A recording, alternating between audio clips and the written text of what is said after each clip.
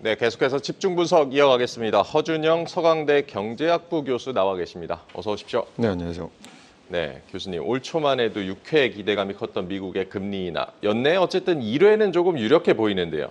연준의 금리 인하를 위한 조건 어떤 걸로 보고 계십니까? 어쨌든 연준이 계속 얘기하는 걸 믿을 수밖에 없죠. 그러니까 물가 상승률이 PCE 기준으로 한 2%가 갈 수 있는 확신이 들 때까지라는 말이 제일 중요한 것 같고요.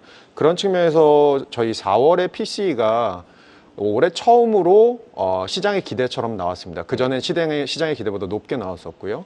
올해 CPI가 나와 보니까 시장의 기대보다 좀 낮게 나왔습니다. 그러니까 숫자 최근에 2번 정도는 좋게 나온 것 같고요.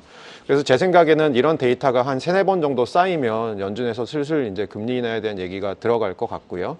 그런 시점이 언제일까라고 생각해 보면 제가 보기엔 올해 한 4분기가 아닐까라고 보고 있습니다. 네, 올해 4분기 정도에 금리 인하 가능성이 높다라고 전망을 해주셨고, 최근에 생산자 물가, 소비자 물가 둔화는 좀 확인되고 있고, 소매 판매도 예상치 좀 밑돌면서 부진한 것으로 나타났습니다. 이 PCE 물가 좀 말씀을 해주셨지만 다음 주 발표될 텐데 여기서 하락세가 좀 확인이 된다고 보십니까? 이번에 나올 게 5월 PC인데 5월 CPI 물론 CPI랑 PC가 좀 구성품목은 다르고 구성 비율도 다르긴 합니다만 전반적으로 5월 CPI를 끌어내린 게 유가였거든요. 그래서 PC에도 이게 반영이 되면서 제 생각에는 PC도 시장의 기대랑 부합하는 정도, 그게 제가 생각하는 2.6% 코어 기준으로 그 정도 나오지 않을까라고 생각하고 있고요. 이거는 우선은 나쁘지 않은 숫자인데 문제는 이제 앞으로 가야 될 길이 어떻게 될 것이냐의 문제인데 지금 제가 생각하기에 주거비 쪽이 조금 안 내려오는 부분이 있거든요. 이런 부분이 생각보다 조금 오래 가면 사실 저희 코어 쪽에 잡히는 아주 큰 부분이 이제 주거비인데 결국 이런 것들이 이제 코어 PC를 좀 천천히 끌어내리는 역할을 하지 않을까? 그런 측면에서는 저희가 굉장히 인플레이션의 급격한 하락을 보기보다는 인플레이션이 아주 서서히 내려오는데 결국 시장의 기대만큼 잘 내려오느냐 그 숫자 자체가 좀 중요하다고 생각하고요.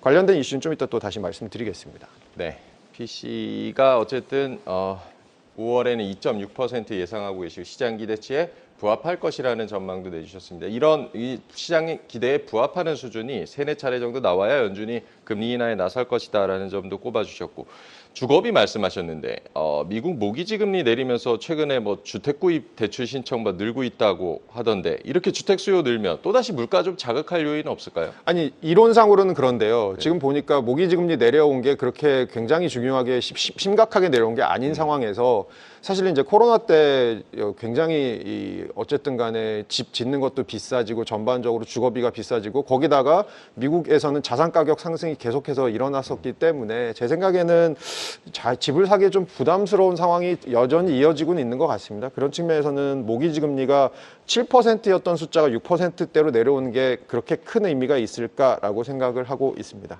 여전히 집을 사기에는 부담스러운 수준이다라는 점도 전해주셨습니다. 연준의 금리 인하 현재로서는 9월 예상이 좀 시장에는 많은 편인데 연준이 아무리 독립적이라고 하지만 미국 대선도 있고 대선 전에 어려울 것이다라는 이런 의견도 있습니다. 여기는 어떻게 보십니까? 그러니까 미국이랑 지금 영국이 그런데요. 영국도 이제 수상 뽑아야 되고요. 미국도 대선이 있는데 이것 때문에 오히려 정치적인 측면에서 중립을 지키기 위해서 금리를 손을 안 댈 것이다라는 얘기가 조금 있는데 저는 그것보다는 연준은 그냥 정치적인 것과 무관하게 물가를 보고 금리 결정을 할 것 같고요. 그리고 예를 들어서 반대해 놓은 거를 펴시는 분들도 계십니다. 정치적인 것 때문에 금리를 내릴 것이다. 9월쯤에 한번 대선 전에. 그러면 사실은 금리 내렸으면 그게 바이든 대통령, 현 대통령한테 좋을까요? 라고 생각을 해보는 거죠. 금리를 내렸다가 혹시라도 인플레이션 지표가 다시 불안정하게 되면 결국은 지금 바이든 대통령에 대한 유권자들의 불만 중에 하나가 경제정책의 불만 중에 하나가 물가가 굉장히 많이 오른 건데 트럼프 4년 임기 때 한 7% 정도 올랐던 물가가 바이든 임기에서는 지금 한 18% 정도 한 2배 넘게 올랐거든요. 이런 부분에 있어서는 사실은 바이든 행정부도 조심스러울 수밖에 없고요. 연준은 이것과는 좀 독립적인 결정을 할 수밖에 없을 것 같다라는 판단을 하고 있습니다. 네, 미국 대선이 있지만 연준은 정치적인 고려 없이 독립적인 결정을 할 것이다라고 전망을 해주셨습니다. 미국 대선도 주요 변수지만 이 재정 적자 문제 계속 얘기가 나오는데요. 미국의 재정 적자는 지금 어떤 상황으로 보십니까?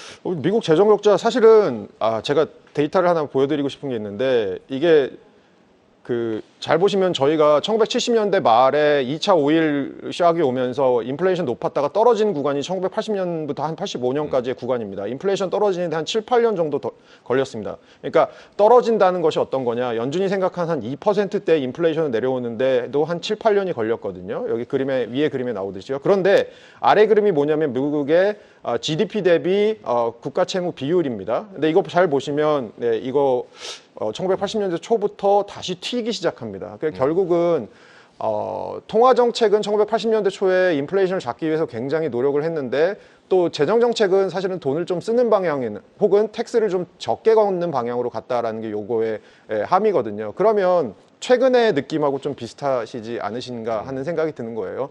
연준은 어쨌든 간에 물가를 잡기 위해서 지금 굉장히 고금리를 오래 지속하고 있는데 어쨌든 간에 지금 미국의 행정부는 계속해서 그러니까 본드를 찍어내고 돈을 쓰고 이러고 있다라는 겁니다. 사실은 얼마 전에 이제 미국 국회 예산처에서 의회 예산처에서 나온 전망을 보면 사실은 앞으로 GDP의 한 2, 3% 넘게는 계속해서 재정 적자 메꾸는데 좀 추가적으로 돈이 들어갈 거다 뭐 이런 얘기를 하거든요. 그런 측면에 있어서는 사실은 지금 인플레이션이 왜 이렇게 안 잡힐까라고 생각하시는 분들에게 또 하나의 힌트는 결국은 국가 채무 쪽에서 지금 너무 많이 나라가 돈을 쓰고 있는 부분이 있다라는 생각이 조금 듭니다. 네, 재정 적자 뭐 이렇게 좀 심각한 상황인데 뭐 대선 전까지는 이런 지출을 줄이지 않을 것이다. 이런 정부 지출이 계속 이어질 것이다라는 분석이 많고 이런 부분들이 미국 경기에 미치는 영향은 어떻게 보십니까? 그러니까 지금 그 재정 적자가 최근 들어서 늘어나고 있는 것 중에 하나가 보건, 보육, 교육 이런 쪽의 예산들이 지금 계속 들어가고 집행이 되면서인데요. 사실은 바이든 행정부를 저희가 돌아보면 정치학자분들의 평가는 어쨌든 간에 입법 성과가 굉장히 많았고 IRA나 여러 가지 성과들이 있었다라고 얘기는 하는데 문제는 뭐냐면 이쪽 보건, 보육, 교육 쪽의 성과가 생각보다 굉장히 적습니다. 그리고 애초에 약속했던 것보다 되게 안 돼 있습니다. 근데 재선을 해야 되지 않습니까? 근데 이 보건, 보육, 교육 같은 건 누가 되게 관심이 많은 분야냐? 유색인종이나 저소득층이 되게 관심이 많은 건데 이쪽 표를 지금 모아와야지 바이든이 조금 승부를 볼 가능성이 있거든요. 그런 측면에서는 여기를 지금 드라이브를 걸고 있는 것 같고요. 그러면 향후에 바이든 2기가 되더라도 이 부분의 공약들은 계속해서 이행을 하겠다라는 게 이번 선거 캠페인 중에 하나거든요. 그런 측면에서는 향후에도 재정 적자 부분에 있어서는 대선이 가까워올수록 또 조금 늘 수 있고 대선 끝난 이후에도 조금 늘 부분이 분명히 있다. 그럼 이것이 가지는 함의가 뭐냐? 그럼 결국은 이제 그 본드, 그 정부 채권이 많이 발행되면 결국은 국채금리가 생각보다 천천히 떨어지겠죠. 그러니까 연준에서는 기준금리 인하를 해도 국채금리, 장기금리는 약간 높은 추세에서 잘 안 떨어지는 이런 일이 벌어질 수 있고요. 그리고 아까 말씀드린 것처럼 정부가 너무 많이 돈을 쓰게 되면 어쨌든 간에 인플레이션 잡는 데에는 조금 부정적인 영향이 있을 수밖에 없다. 이런 측면도 있을 수 있을 것 같습니다. 네, 향후에 뭐 재정 적자가 뭐 대선 전까지는 계속해서 심화될 가능성이 있고 그러면 국채 금리 안정이 좀 더딜 수가 있다라는 점도 전망을 해주셨습니다. 그간 뭐 증시에서는 금리 인하 기다려왔지만 과연 금리 인하를 하고 난 뒤에도 증시가 환호할 것인가? 뭐 이거에 대해서는 좀 전망 엇갈립니다. 실제 이게 뭐 금리 인하 단행하게 되면 경기 둔화로 비춰지면서 오히려 증시에는 부담이 될 거다. 이런 의견에 대해서는 어떻게 보십니까? 제가 데이터를 하나 더 보여드릴 게 있는데요. 이게 1990년 이후에 미국의 금리 인하기가 5번 있었습니다. 근데 그 5번의 금리 인하기는 두 종류의 금리 인하기로 구분이 된다는 게 핵심입니다. 짙게 음영으로 표시해 놓은 금리 인하기는 뭔가 미국 경제가 경기 둔화가 세게 오거나 외부에서 부정적 충격이 오거나 예를 들어서 글로벌 금융위기나 아니면 코로나 같은 경우 이런 경우에 금리 인하를 아주 급박하게 빠르게 단행했을 때가 요 1번, 3번, 4번, 5번 금리 인하고요. 2번과 같은 금리 인하가 거의 유일하게 인플레이션이 약간 떨어지면서 연준이 이제 금리를 천천히 내리다가 잘 보시면 중간에 한번 다시 올립니다. 그러니까 이런 금리 인하가 있습니다. 이때는 경기도 나쁘지 않았고 그냥 인플레이션이 조금 떨어지는 추세가 있었어서 금리 인하한 거거든요. 그러면 이번에 있을 금리 인하라는 게 과연 어떤 금리 인하일까 생각해 보면 후자 스타일의 금리 인하일 가능성이 저는 훨씬 크다고 생각하고요. 그래서 금리 인하가 되더라도 금리 인하의 속도 자체가 굉장히 빠르지 않을 것 같다. 이렇게 생각하는 이유는 어쨌든 간에 전 세계 지금 그 기관들에서 IMF 같은 기관들에서 미국 경제 성장률 전망치는 계속해서 올리고 있고요. 네. 올해도 한 2.5 정도 성장할 거라고 생각하는데 미국의 잠재 성장률이 1% 1%대 후반 혹은 2% 근처라고 보면 사실은 2.5라는 성장률은 굉장히 여전히 괜찮은 숫자거든요. 그런 측면에서 미국 경기는 버티고 인플레이션은 천천히 떨어지면서 금리 인하를 하더라도 굉장히 천천히 금리 인하를 할 거다. 그러면 이때 주식시장은 어땠냐를 보여드리면 2번 보시면 아시겠지만 미국의 주식시장이 이때 나쁘지 않았습니다. 나머지 1, 3, 4, 5번의 금리 인하는 사실은 경제가 망가지면서 했던 금리 인하이기 때문에 사실은 시장이 좀 안 좋았고요. 주택시장도 보시면 2번에는 그렇게 큰 변화 없고 상승 추세였고요. 나머지 1번이나 4번 혹은 5번의 금리 인하기에는 조금 특히 4번의 글로벌 금융위기 때 많이 떨어졌죠. 그런 걸 봤을 때는 어쨌든 간에 제 생각에는 금리 인하라는 것이 천천히 한 속도로 일어나는 금리 인하에서는 시장은 그렇게 나쁠 것이 없다라고 저는 보고 있습니다. 네, 두 가지 금리 인하의 두 가지 성격이 있는데 미국 경기가 여전히 좋은 상황이기 때문에 증시의 충격은 그렇게 크지 않을 수 있다라고 분석을 해주셨습니다. 네, 한국은행 금통이 올해 7월, 8월, 10월, 11월 이렇게 4번 남아 있는데요. 한은이 연준보다 먼저 피벗을 할 수 있을 것이냐에도 관심이 높습니다. 어떻게 보십니까? 먼저 말씀드려야 될 부분은 지금 금리 인하에 대한 압박이 엄청나다라는 거고요. 지금 그런 부분에 있어서 한은은 독립성을 얘기하면서 지키고는 있는데 물가 중심의 통화 정책 하겠다라고는 하는데 지금 문제는 뭐냐면 ECB나 스위스나 이런 나라들이 지금 내리는 나라들이 생기고 있습니다. 그러면 이제 당연히 우리나라도 내릴 수 있는 거 아니야? 미국이 안 내리는데 다른 나라들이 내리는데라고 하는데 오늘 환율 보셨나요? 오늘 환율 보시면 지금 1,400원 근처에 가 있습니다. 그래서 사실은 달러 강세가 재현되고 있습니다. 그래서 결국은 이 상황에서 우리나라가 금리 인하를 한다라는 것이 미국보다 먼저 한다는 것이 과연 어떤 수가 될까? 저는 부정적인 효과가 훨씬 더 크다고 생각을 합니다. 그래서 제 생각에는 한은은 환율이 이렇게 움직이는 상황에서 달러 강세가 여전히 시장에 잔존해 있는 상황, 이 상황에서는 금리 인하를 연준보다 섣불리 가져가기 굉장히 힘들 것 같다라고 보고 있습니다. 최근 환율의 상황도 그렇고 연준보다 먼저 한국은행이 금리 인하를 내리기는 쉽지 않은 상황이다라고도 분석을 해주셨습니다. 기준을 좀 바꿨지만 우리나라 그 GDP 대비 가계부채 비율 주요국 가운데 여전히 1위입니다. 기업이나 자영업자들도 고금리에 지치고 있고 이 한국은행 정책 목표 중에 금융 안정도 있는데 결국 이렇게 쉽게 금리를 내리지 못하는 거, 환율 문제도 언급을 해주셨죠. 물가 문제도 있다고 봐야 될까요? 물가 문제 거기다가 이제 금융 안정의 문제가 있는데 저희가 어쨌든 간에 코로나 때 저금리하고 2010년대 후반부에 저금리를 하면서 이제 결국 금융 불균형이라고 하는 자산 시장의 과열 같은 것들이 일어났었잖아요. 근데 최근에 보면 주담대를 중심으로 가계부채 다시 늘고 있고요. 이게 결국은 이제 왜 그렇냐라고 생각해 보면 여러 가지 이유는 있겠습니다만 금리 인하 시그널까지 여기다 들어갔을 때 사실 한국은행은 신경을 쓸 수밖에 없거든요. 자산 시장의 과열이 금리 인하 시그널로 인해서 더 심해지는 것은 아닌지 그런 측면에서 최근에 이창용 총재가 하셨던 얘기가 저는 되게 와닿는데요. 이게 우리가 생각하는 금리라는 게 결국 물가 중심의 금리라는 것보다 물가랑 자산 시장을 같이 보는 금융 부분을 같이 보는 금리라는 건 인하를 조금 더 그러니까 천천히 가져가야 된다라는 뉘앙스의 말씀을 하셨거든요. 그런 측면에서는 한국은행이 금리를 인하하더라도 제가 보기에도 미국과 같이 속도가 그렇게 빠른 금리 인하는 절대 일어날 수 없는 그런 환경이 아닐까라고 보고 있습니다. 한국은행이 금리 인하를 하더라도 속도를 내기는 어려울 것이다. 그런 상황이다라고 진단을 해주셨습니다. 우리 경제에 보면은 최근에 내수는 부진하지만 수출은 좀 살아나고 있습니다. 지난해 워낙 안 좋았기 때문에 기저효과라는 분석도 있고 이게 반도체 때문에 착시 효과라는 분석도 있고 교수님 어떻게 보십니까? 글로벌 경기 자체가 좋아지는 방향으로 가고 있고요. 좋아지는 방향이라는 게 어떤 의미냐면 작년 말에 우리가 2024년을 전망했을 때보다 실제로 2024년이 시작돼서 한 절반 정도 지나 보니까 판을 열어보니까 더 좋더라라는 거고요. 올 하반기로 갈수록 더 좋아질 거라고 지금 보고 있습니다. 전 세계적으로 다요. 그래서 그런 측면에서는 교역이 늘고 있는 것은 우리 수출에 있어서 굉장히 큰 환영할 만한 일인 것 같고요. 반도체 중심이나 이런 반등이라는 얘기를 전면적으로 부정할 수는 없습니다만 최근에 수출 증가율을 보면 어쨌든 간에 전품목 우리의 주력 수출품 대부분이 자동차도 그렇고 증가하고 있는 부분이 있어서 금액상으로는 반도체가 크지만 전반적으로 수출은 모멘텀을 좀 받은 것 같다라는 생각은 듭니다. 글로벌 경제 회복에 따라 수출 모멘텀도 커지고 있다라고 분석을 해주셨습니다. 하반기에도 이런 우리 그 수출 기업들의 성장 뭐 이런 거는 계속 이어진다고 봐야 될까요? 네, 저는 그럴 것 같고요. 물론 그것이 이제 주식의 밸류로 갈 것이냐의 문제는 조금 다른 문제입니다만 어쨌든 간에 수출 기업의 퍼포먼스들은 전반적으로 올라갈 것으로 저는 보고 있습니다.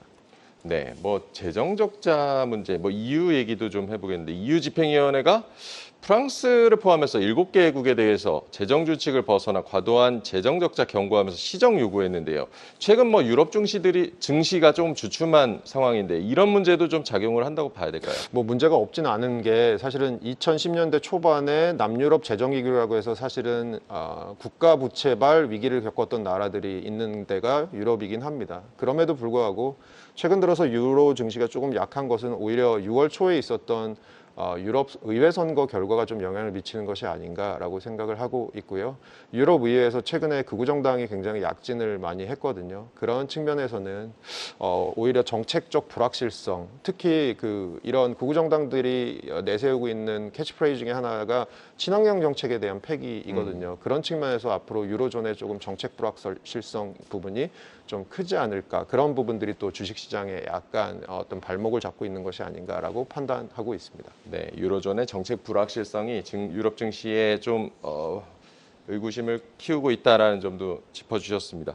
영국 중앙은행, 영란은행 통화정책 회의 있었는데요. 5월 CPI가 2% 기록해낸 정책 목표에 도달을 했습니다. 이번에 금리는 그래도 동결을 했고 8월 이나 유력하게 좀 보고 있다던데 어떻게 전망하고 계십니까? 그래서 영국은 사실은 내리려면 내릴 수는 있는데 조금 신중한 것 같습니다. 신중한 것 같고요. 영국은 오히려 지금 말씀하신 대로 인플레이션 숫자를 보면 올해 내에 금리 인하가 한 번 혹은 두 번 정도는 확실히 있을 수 있는 환경은 조성돼 있다고 보고 있습니다. 그런 측면에서는 사실 지금 아까 잠깐 말씀드렸듯이 유럽 중앙은행도 움직이고 금리를 한 번 내렸고 스위스나 스웨덴도 지금 금리를 내리는 추세에다가 영국까지, 캐나다도 얼마 전에 금리를 내렸고요. 그러니까 그런 측면에서는 사실 전 세계적으로 조금 금리 인하의 기조가 조금 강화되는 것 같긴 한데요.